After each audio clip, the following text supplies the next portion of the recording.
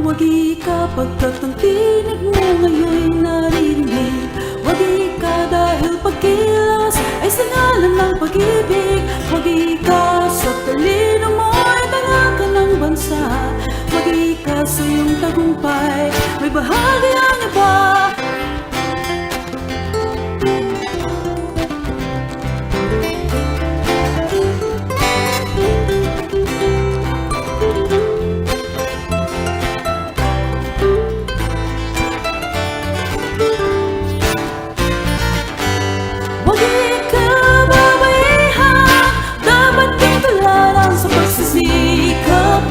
Gumagaan itong buhay, mundo'y patuloy na hiko. Dahil may wikaw, mabuhay ka, babaihan. Wagi ka, babae kang pinagpalang. Wagi ka.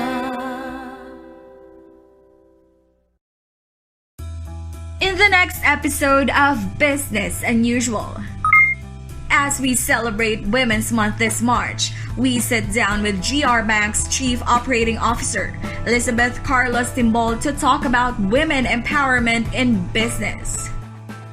How do you empower women in the rural banking sector? There are particularly specific products that are meant for the women. And we are now trying to create new products solely for the women entrepreneurs. The women has this persistence, the grit, the grace, the passion, the out of the box thinking. How do you cook the perfect finger-licking baby back ribs? Angeles City's Ribs and Shops will show us how. Take a seat. Take a sip of Kape Lagda by the mountain. Let's get down to business this Wednesday, 8 p.m. Tune in to CLTV 36 or catch our live simulcast on our official Facebook accounts. Business Unusual with Sonia P. Soto, only here on CLTV 36.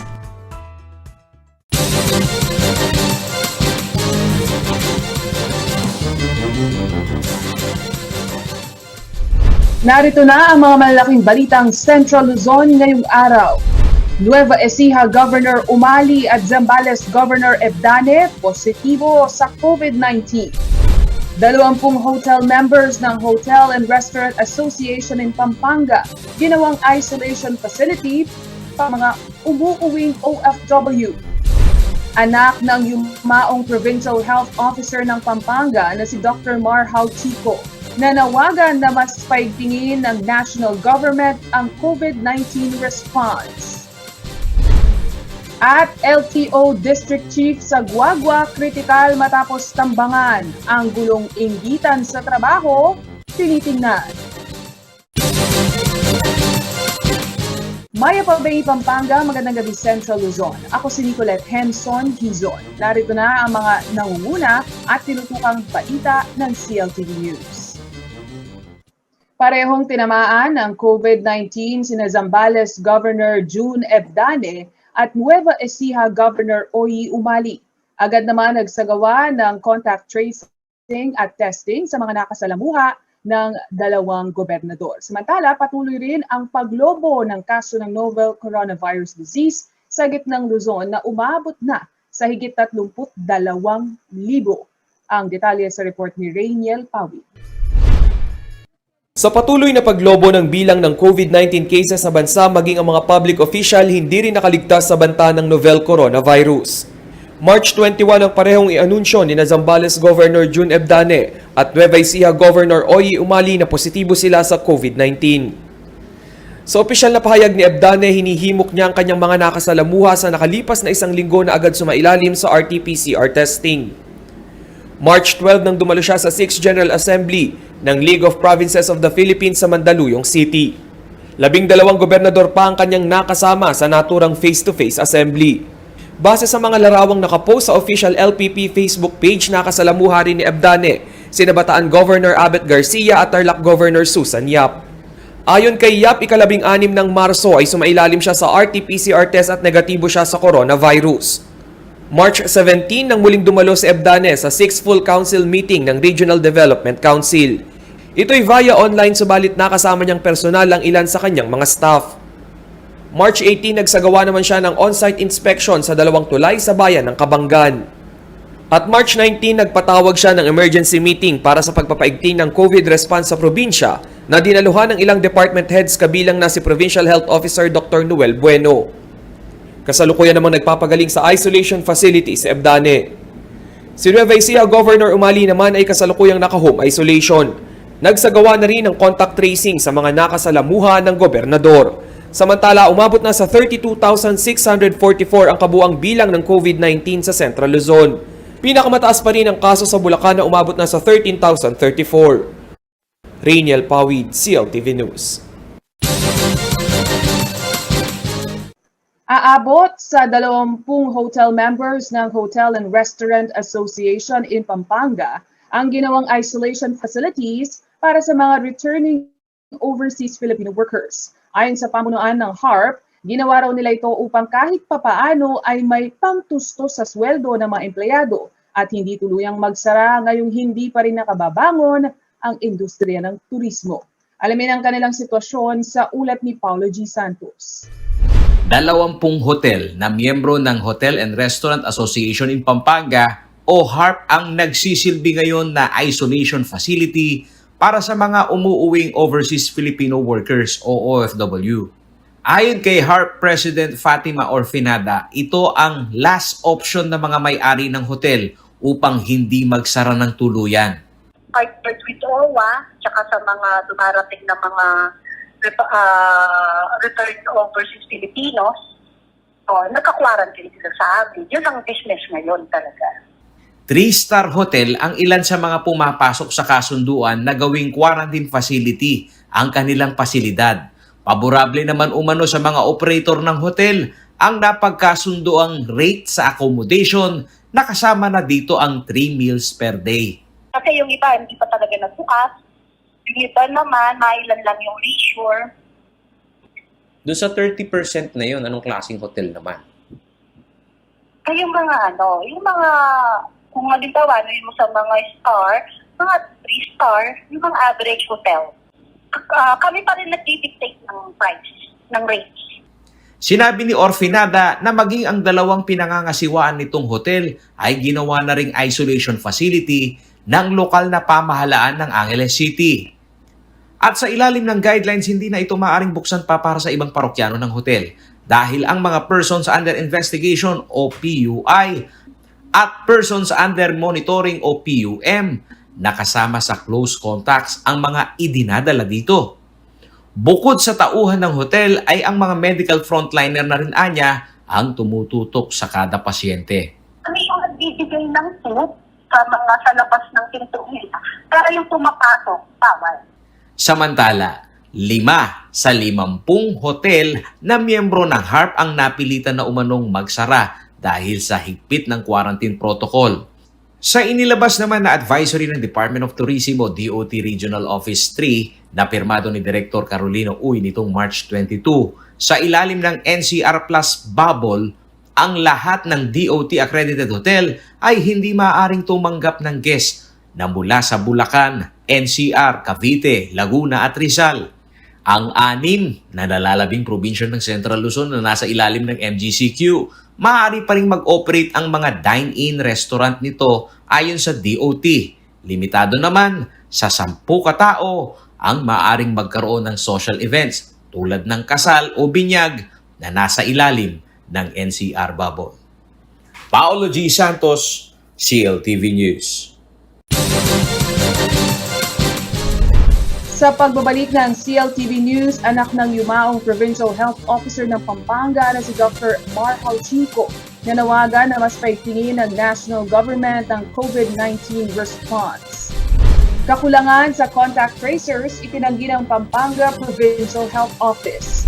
At biyahe sa Mabalacat City Passenger Terminal Complex tumumal dahil sa travel restrictions. Manatiling nakatutok para sa iba pang nangungunang balita.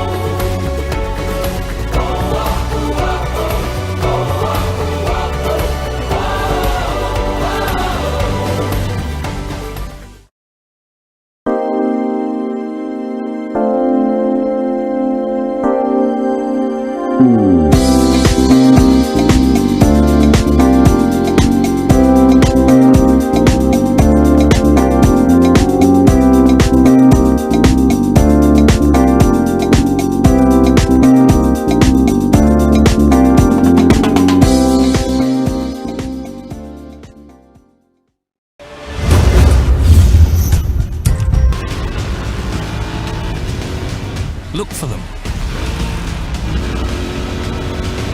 Control. Shape.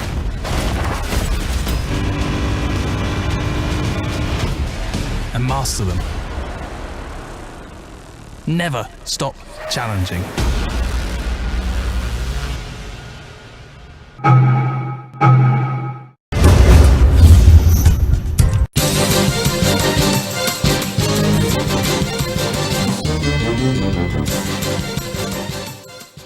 Nagbabalik ang CLTV News at sa iba pang mga nangunang balita.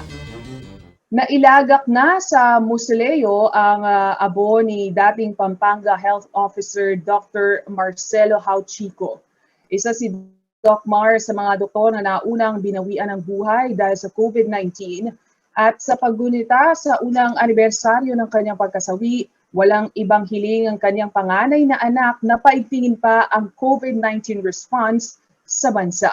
Narito ang report ni Rainiel Pawi. Ilang araw bago ang unang taong anibersaryo ng pagkamatay ni dating Pampanga Health Officer Dr. Marcelo Hauchico, nailagak na ang kanyang mga abo sa isang kolumbaryo. March 24, 2020, nang masawi si Dr. Hauchico dahil sa COVID-19. Sa mga panahong iyon, pinangungunahan niya ang krusada ng Pampanga kontra sa pagkalat ng nakamamatay na sakit. Si Doc Mar ang kauna-unahang doktor sa Pampanga na nasawi dahil sa COVID-19. Nakausap ng news team ang kanyang panganay na anak na si Shelo, isa ring nurse. Ayon kay Shelo, unti-unti man silang nakaalpas sa madilim na sinapit ng kanilang ama. Sariwa pa rin umano ang kalbaryong dinanas nila ng mga panahong nagsisimula at nangangapa pa ang lahat kung ano nga ba itong novel coronavirus.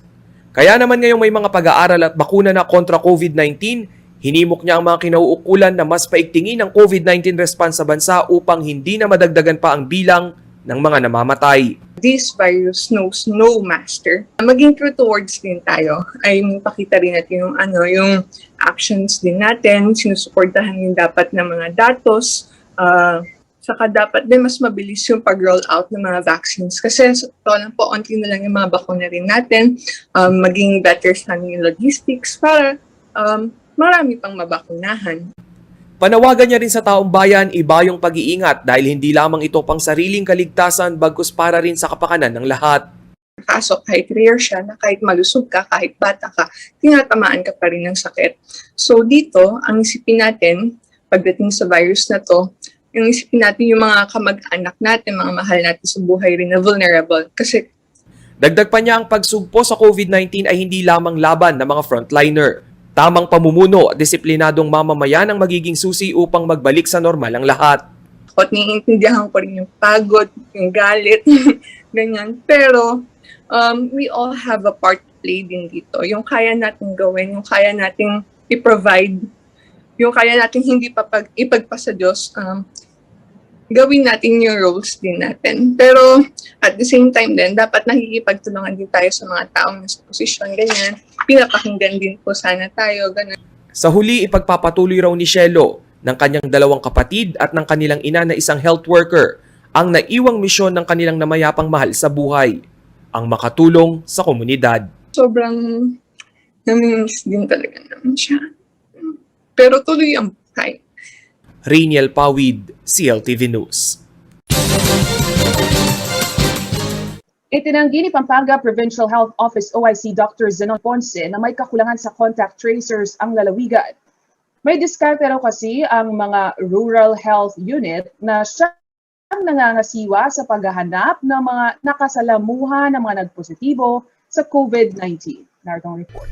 Ang artificial linwalya po, iba tunay po ng molecular laboratory kaya po DOH. Yan from DOH naman po, iba ture karetang-kareyang contact tracer po.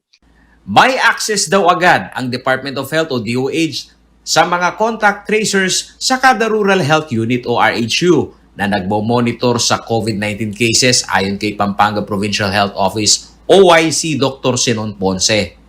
Ito ang sagot niya sa CLTV News Team kasabay ng aming pag-usisa kung gaano ka-epektibo ang contact tracing ng probinsya ngayong may COVID-19 surge.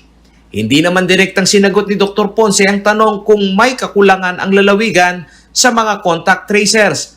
Bagkus katwiran niya, hindi naman umano natigil ang naunang estratehiya ng probinsya na nakarekta sa mga rural health unit na nagsasagawa ng contact tracing.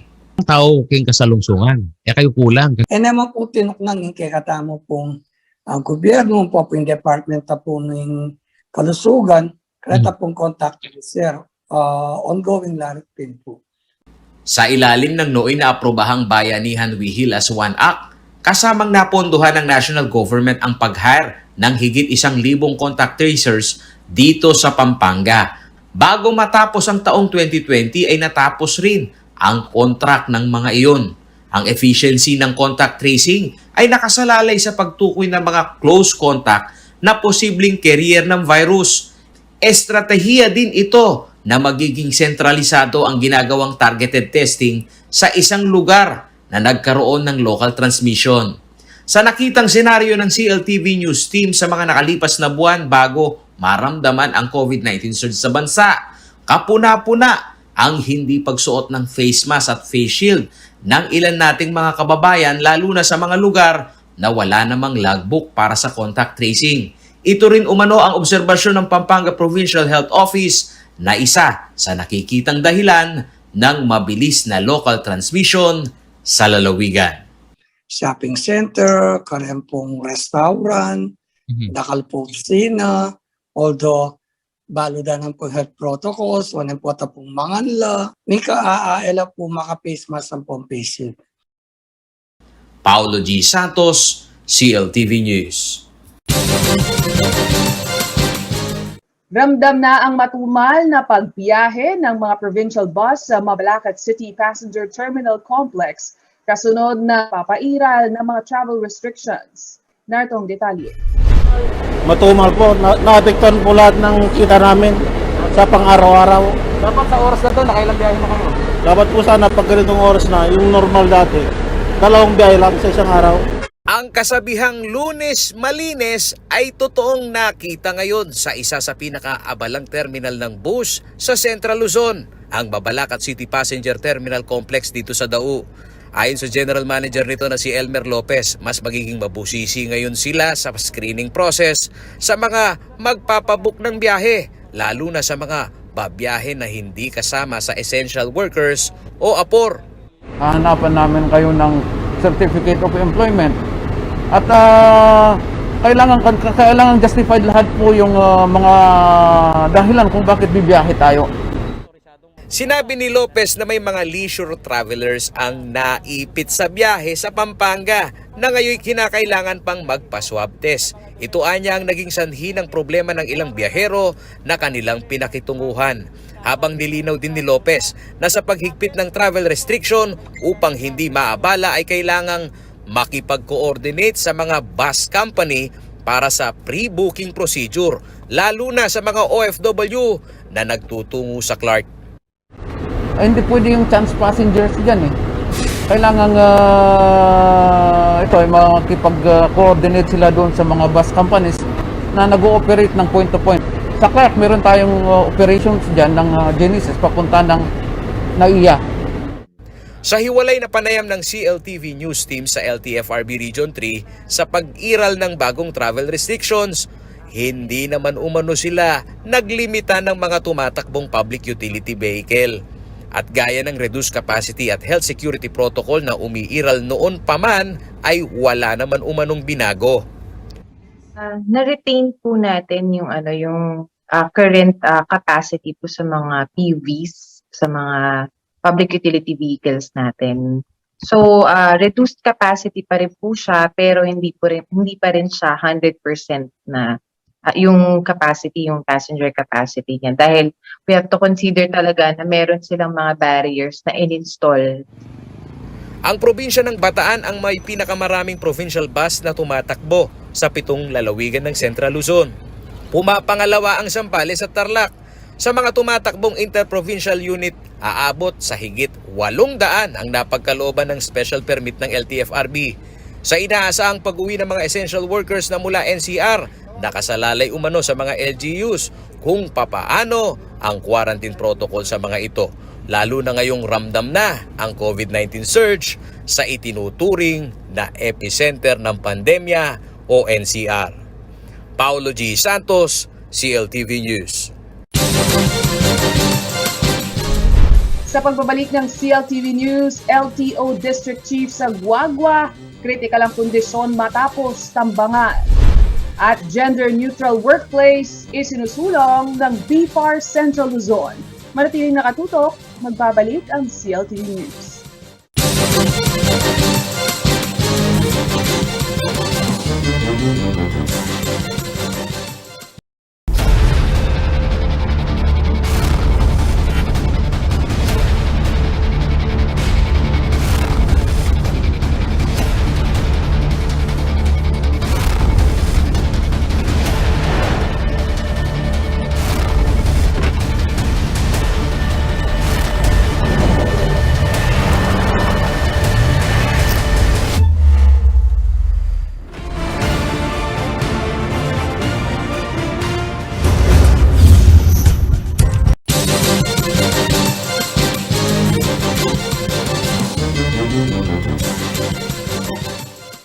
Nagbabalik ang CLTV News at sa iba pang mga nangunang balita.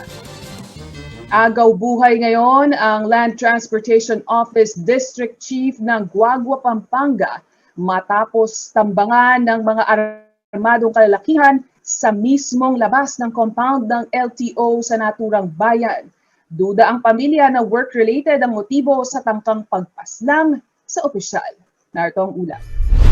Alas 5 ng hapon noong March 12, makikita sa kuha ng CCTV camera na nakatapat sa main gate ng Guagua LTO District ang palabas na Toyota Fortuner. Bago patuluyang itong makabuelo pakaliwa sa service road ay tinatanggal ng putok ng bala ang passenger seat ng isang gunman. At kalaunan, ang nag-aabang na riding in tandem, lumapit din sa behikulo at tinatad ng bala ang pinupuntiriyang LTO District Chief na isang senior citizen na si Wilfredo Tahonera. Ayon sa kaanak ng biktima na humingi ng saklolo sa CLTV News, himala lamang na nabuhay pa ang opisyal ng LTO dahil nagawa nitong tumawid sa likurang bahagi ng sasakyan. Bago sila makalabas ng gate na ito, may isang dinating na parang sumigas na hinto at saka ngayon bumunot ang baril at nagpaputok na. Hindi yung tinangan ng si Father doon at kaya nakatalong kasi sa may passenger side.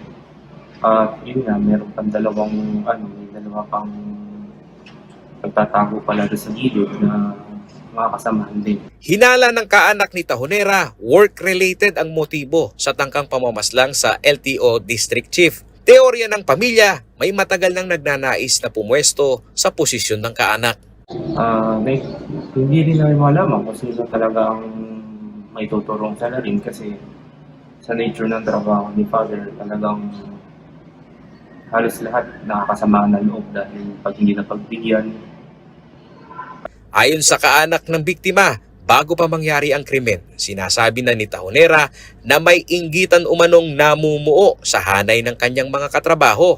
Marami kasi nangyayari na sumasama ang loob sa tatay ko kasi nga hindi sila napagbibigyan. Dahil ang katwiran ng tatay ko nag-start siya sa pinakamababang position sa LTO. At laking gulat anya nila dahil nitong 15 ng Marso, Lunes, ay may bago nang pumalit sa pwesto sa biktima. At ang hinanakit pa ng kaanak ni anino ng mga opisyal ng LTO sa Regional District, walang kumumusta sa nag-aagaw buhay na si Tahonera. Kaya nung pagdating ng Lunes, nagulat na lang din kami na di bago ng hepe na hindi man lang na-inform si Father about sa nangyari. Sinikap ng news team na kumuha ng detalye sa police report sa naturang pananambang, ngunit kailangan muna umano kaming humingi ng permiso sa pamilya dahil ang request ng legal counsel ng pamilya ay hindi ito basta isinasa publiko. Nagtungo din kami sa LTO Regional Office 3 upang kumpirmahin ang pangyayari, subalit wala kaming nakuhang sagot at ikinakatwiran din sa amin na buhat sa request ng pamilya ay huwag muna silang magbigay ng anumang impormasyon. Binalikan ng news team ang pamilya ng tinambangan na hepe ng district office ng LTO para kumpirmahin kung pati ang regional office ng LTO ay pinagkaitang bigyan ng police report. Ayon sa pamilya, ito umano ay kahilingan din ng pulis dahil ang motibo ay sinasabing work-related sa naturang biktima. So can I put that on record na talagang hindi nyo sila binigyan ng police report. Bakit? That time po kasi magkausap kami ng police kasi ang hinala nga is work-related. So, imbis na matapos ng maayos yung investigation, baka magulya sa hotel. Siyempre, pagkukwento-pentukan po doon sa loob ng opisina, ganun. Nananatiling bukas ang CLTV 36 News sa panig ng LTO Regional Office at sa paghingi ng police report na isang public record sa Guagua PNP. Paulo G. Santos, CLTV News. Bilang paggulita sa International Women's Month, binigyan ng seminar ang mga kababaihang empleyado ng Bureau of Fisheries and Aquatic Resources o BFAR Central Luzon. Dito ay tinuro sa mga empleyado kung paano harapin ang stress na dala ng COVID-19. Isinusulong din ng ahensya ang pagiging gender neutral ng kanilang workplace o lugar ng trabaho. Si Rainiel Pawid ang may balita. Ngayong International Women's Month, sumentro ang selebrasyon ng Bureau of Fisheries and Aquatic Resources o BFAR Region 3 sa galing at kontribusyon ng mga kababaihan. Siniguro ng ahensya na walang iiral na machismo culture ang pagiging dominante ng kalalakihan pagdating sa trabaho. Pantay na kinilala ng BFAR ang ambag ng bawat empleyado na hindi nakadepende sa kasarian.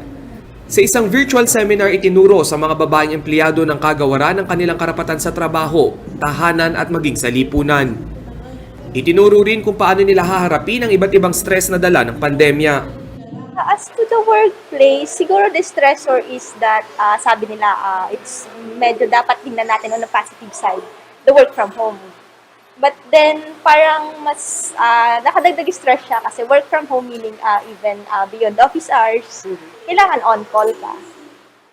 Ayon kay BFAR Central Luzon Director Wilfredo Cruz, maliban sa trabaho sa kagawaran ay inihahanda nila ang ilang empleyado upang magkaroon ng ibang skills o kaalaman.